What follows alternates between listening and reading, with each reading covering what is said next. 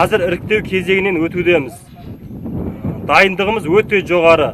Алдағы уақытта 2025 жылы болатын армиялық ойындарда жоғары нәтижеге қол жеткізуге сенімдіміз.